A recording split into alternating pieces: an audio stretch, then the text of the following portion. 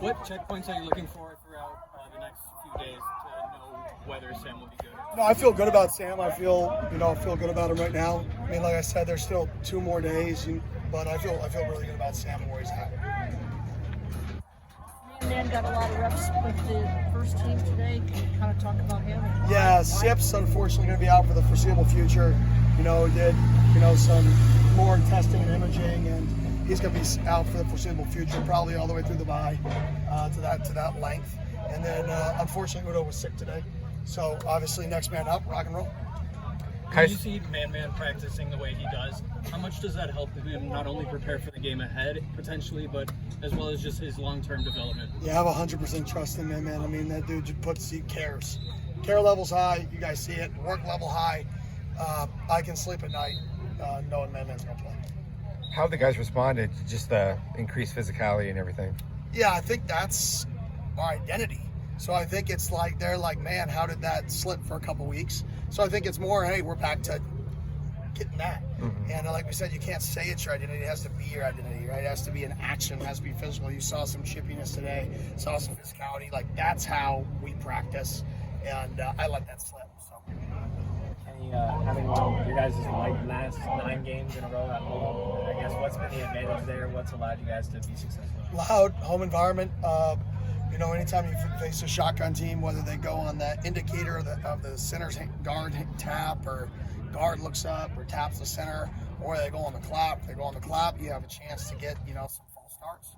If they go on an indicator, your guard or center is blind a little bit. So you create a competitive advantage due to having teams go on indicators. Same thing every team does on the road in a loud environment. It's not just here, it's every place.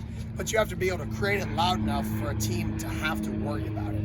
And the last few games here, dating back to last year, we've created an environment that you do have to worry about the noise, and you do have to adjust, how you go about business. So, it's been a huge advantage for us. Do you feel like this team has gotten better during practice this week, like over the course of the week? 100%. I think we've definitely gotten better this week, and I'm excited to go play football. With Texas Tech being more traditional, I guess, in a lot of respects, like, is that better than playing an unconventional style team? I think it depends on, you want to play conventional teams post-buys, and you want to play unconventional teams on short weeks. Because unconventional, like when I say unconventional, I mean like scheme of the weeks. Because if you give a scheme of the week team 2 weeks, well, you're going to get 2 weeks of scheme that they've repped for you. If you face a team who's going to run mesh and tight zone 2 weeks, they're going to run mesh and tight zone. Doesn't matter how much time. So I just think it depends on the team. Depends on, is that a good team to play off a bye versus a bad team to play off a bye. Scheme teams, if you play them off a bye, it's a bigger deal than non-scheme teams. So every team's a little different.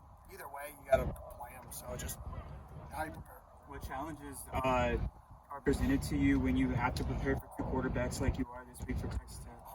I think you got to have one plan, and you got to have guys just aware to strengths and weaknesses of the guy playing the quarterback position, and then maybe a couple things different.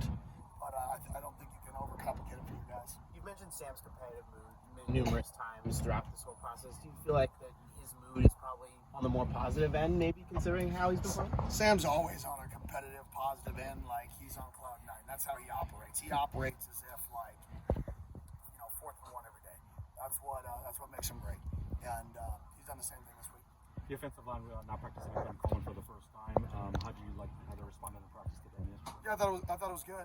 Wade was out a little bit today as well, so Makua took a lot of first team reps, so that was good. Hopefully we'll get we'll see where Wade's at, but no, it was good. I was happy with how we practiced this week. I was happy with the physicality. Now we got to go out and play football to our standards.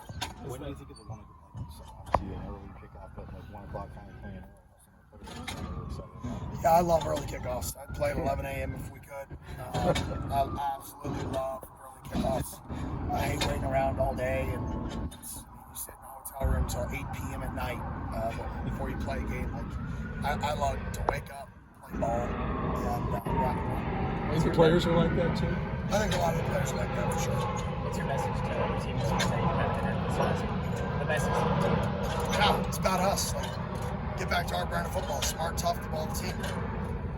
It's not about an opponent. It's never about an opponent. We're going to play our brand of football, how we win, our style of play, and go get it accomplished. You say it's not about an opponent, but when you look at your couple of years in the Big 12 so far, is this Texas Tech team one of the more talented teams you've seen? Probably the most talented. You guys good? We got Coach Aurora.